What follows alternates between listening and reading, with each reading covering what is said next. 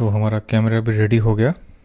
इस वीडियो में मैं आपको हुस्कवर्ना स्वाट पिलियन 250 का राइड रिव्यू दूंगा। आई होप कि इस रिव्यू से आपको थोड़ा इजी होगा कि डिसाइड करना कि हुस्कवर्ना स्वाट पिलियन ले कि नहीं ले।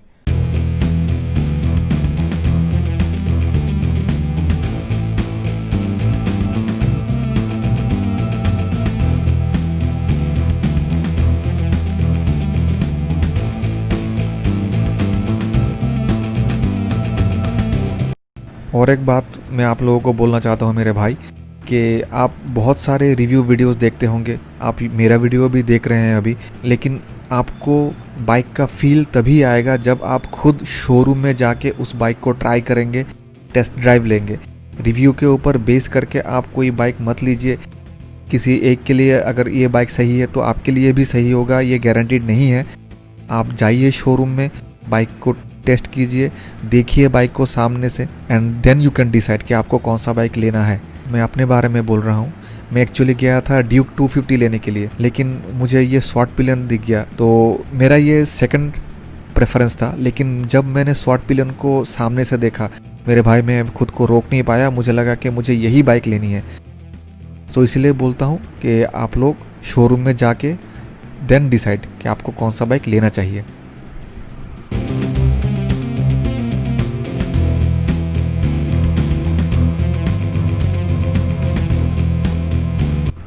तो पहले हम बात करते हैं इसकी लुक्स की। तो अगर आपको एक 250 सीसी का बाइक लेना है तो कोई भी आप ले लो, सभी बाइक्स अमेजिंग दिखती हैं रोड पे और सबका रोड प्रेजेंस बहुत ही अच्छा है।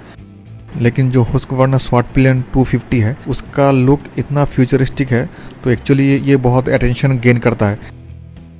लास्ट 10-12 दिन से मैं ये बाइक चला रहा हूँ, तो जब भी मैं किसी ट्रैफिक सिग्नल में रुकता हूँ या कहीं भी मैं रुकता हूँ तो बहुत लोग आके मुझसे पूछते हैं ये कि कौन सा बाइक है। So if you like attention then this bike is for you.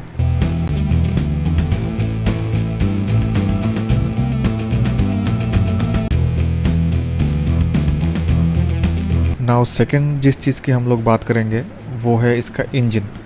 सो आप लोगों को पता ही होगा कि स्वाट पिलियन 250 जो KTM का ड्यूक 250 है उसका इंजन यूज़ करता है।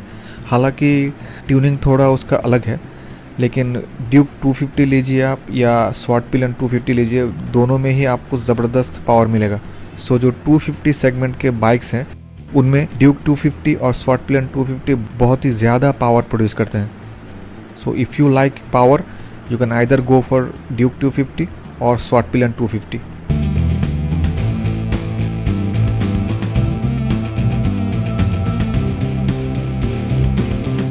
नाउ आगे बढ़ने से पहले मैं एक चीज़ आपको बोलना चाहता हूँ कि अगर बहुत ज़रूरी ना हो तो आप अपने घर से मत निकलिए। मैं एक्चुअली अभी मेरे ऑफिस जा रहा हूँ, तो सोचा कि जाते जाते एक व्लॉग बना लूँ। राइडिंग का शौक़ मुझे भी है, लेकिन इस सिचुएशन में शौक़ को दबा कर रखना पड़ता है मेरे भाई।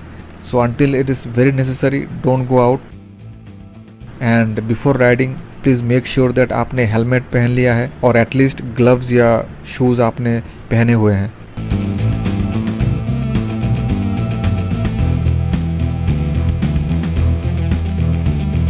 और दूसरी चीज़ जो मैं आपको बोलने वाला हूँ कि देखिए, जब आप राइड करते हैं तो दो चीज़ों का आपको ख्याल रखना चाहिए। एक है ड्राइविंग लॉस और ट्रैफिक रूल्स, और दूसरा है ड्राइविंग एथिक्स। ट्रैफिक रूल्स तो आपको मान के चलना ही है, लेकिन ड्राइविंग एथिक्स भी आपको मान के चलना है कि आप अगर ड्राइविंग कर रहे हैं तो आपकी वजह से किसी दूसरे को परेशानी नहीं होनी चाहिए मेरे भाई। So ride carefully and ride safe.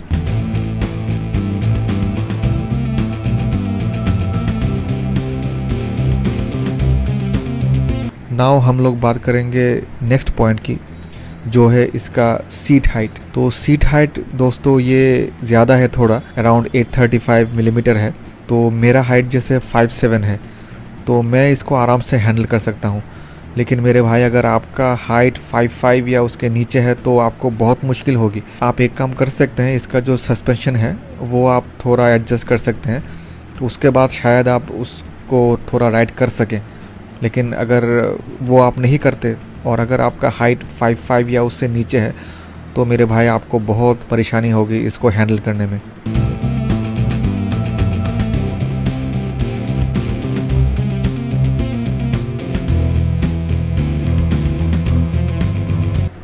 Moving on to the next point, बात करते हैं इसकी जो ग्राउंड क्लियरेंस है उसकी। सो बहुत लोगों का ये कंप्लेंट है कि इसका ग्राउंड क्लियरेंस बहुत कम है, जो हम्प्स है उसमें ये लग जाता है। लेकिन मेरे भाई मुझे आज तक ये परेशानी नहीं हुई है। मैं बहुत सारे हम्प्स से निकल चुका हूँ और बहुत ऊंचे ऊंचे हम्प्स हैं। मेरे बाइक में आज तक कोई स्क्रैच नहीं लगा नीचे से।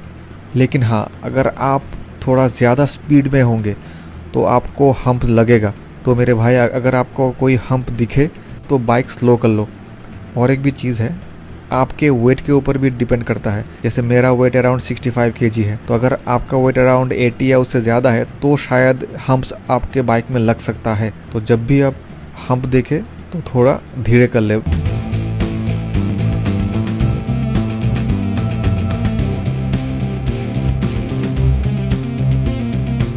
और नेक्स्ट जो लोगों को कंप्लेंट रहता है शॉर्ट पिलन या विद पिलन से जो भी है, वो है इसका सीट लेंथ। तो मैं आपको बताना चाहता हूँ कि मैं लेडीज़ को लेके भी चला चुका हूँ मेरे बाइक के पीछे, लेकिन शॉर्ट सीट की वजह से किसी को कोई प्रॉब्लम नहीं हुआ अभी तक। हाँ, अब बात यह है कि मैं थोड़ा थिन हूँ। अगर राइडर थोड़ा हेल्दी होगा और पिलियन भी थोड़ा हेल्दी है तो मेरे भाई पिलियन को बैठने में प्रॉब्लम होगा।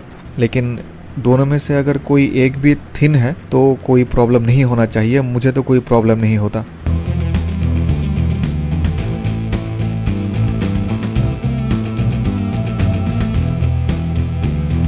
आगे बात करते हैं इसका जो राइडिंग कंफर्ट है उसके बारे में। तो राइडिंग कंफर्ट ठीक ठाक है। हाँ, रॉयल एनफील्ड जैसा या दूसरे जो क्रूज़र बाइक्स हैं उस टाइप का आपको कंफर्ट नहीं मिलेगा। लेकिन ये रेसिंग बाइक भी नहीं है तो आपको ज़्यादा लीन भी नहीं करना पड़ेगा। तो इसका कंफर्ट लेवल आप सोच सकते हैं कि रेसिंग बाइक और जो क्रूज़र बाइक है उसके बीच में ही है। तो आपको अगर ज़्यादा लंबा राइड करना है तो हो सकता है कि 80 या 100 किलोमीटर्स बाद आपको थोड़ा प्रॉब्लम हो सकता है, हाथ में दर्द हो सकता है। मुझे तो नहीं हुआ अभी तक। फिर भी ये आपके फिजिक के ऊपर भी डिपेंड करेगा कि आपके हाथ में दर्द होगा कि नहीं, आपका बैक पेन होगा कि नहीं।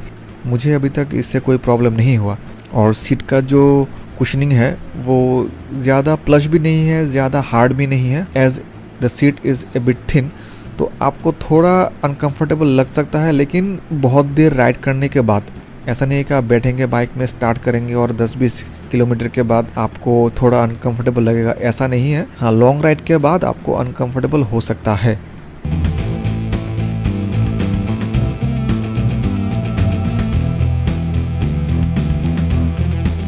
ना बहुत लोगों का मानना है कि इस बाइक को लेके आप टूरिंग में नहीं जा सकते क्योंकि इस बाइक का जो फ्यूल कैपेसिटी है वो बहुत ही कम है, 9.5 लीटर के अराउंड है। लेकिन आप एक दिमाग में मैथ कर लीजिए कि अगर आपको हाईवे में अराउंड 30 आपको माइलेज मिलता है और समझ लीजिए कि 8 लीटर आपका यूजेबल है, तो 250 किलोमीटर के बाद आपको रिफ्यूल करना होगा। तो ऐसा रेयर ही होगा कि 250 किलोमीटर में आपको कोई रिफिल स्टेशन ना मिले। जब भी आपको रिफिल स्टेशन मिले आप टैंक फुल कर लीजिए। ऐसा नहीं है कि ख़त्म होने जा रहा है तभी आप रिफ्यूल कीजिए। हाँ, थोड़ा कंसर्न रहेगा आपको फ्यूल का, लेकिन आप इसको लेके टूरिंग भी कर सकते हैं। नाउ बिफोर आई फिनिश, मैं आपको इस बाइक का एक वॉक अराउंड दिखा देता हूँ with the technical details. Short pillion 250 में आपको 6 स्पीड ट्रांसमिशन मिल जाएगा। लिक्विड कूल्ड इंजन मिलेगा जो 248.8 सीसी डिस्प्लेसमेंट का है, जो आपको 30 PS का पावर देगा अराउंड 9000 RPM में, और 24 न्यूटन मीटर का टॉर्क देगा अराउंड 7500 RPM में। इसमें आपको डुअल चैनल ABS मिल जाएगा। सामने का जो डिस्क ब्रेक है वो 320 mm का है और जो रियर ब्रेक है उसका डायमीटर है 230 मिलीमीटर। फ्रंट सस्पेंशन में आपको WP एपेक्स का USD फॉर्क मिल जाएगा जो आपको ड्यूक 390 में देखने को मिलता है, और रियर में आपको WP एपेक्स का ही मोनोशॉक सस्पेंशन मिलेगा। फ्रंट और रियर दोनों सस्पेंशन का ट्रेवल 142 mm है। और फ्रेम की अगर बात करें तो आपको स्टील ट्रेलिस फ्रेम मिलेगा। इसमें जो सस्पेंशन दिया हुआ है वो थोड़ा स्टिफ साइड पे है, तो अगर गड्ढे वड्ढे है रास्ते में तो थोड़ा सा आपको लगेगा, लेकिन अगर आप कॉर्नरिंग कर रहे हैं तो आपका बाइक बहुत स्टेबल रहेगा। और अगर लाइटिंग की बात करें तो इंडिकेटर्स, टेल लैंप और हेड लैंप सभी आपको LEDs मिल जाएंगे। तो ये था मेरा शॉर्ट पिलियन 250 का ओनरशिप रिव्यू। अगर आपको ये थोड़ा भी हेल्प करता है चूज़ करने में आप कौन सा बाइक ले, तो प्लीज़ इस वीडियो को ज़रूर लाइक एंड शेयर कीजिए और साथ में सब्सक्राइब भी कर दीजिए। So stay safe, ride safe and thank you for watching the video.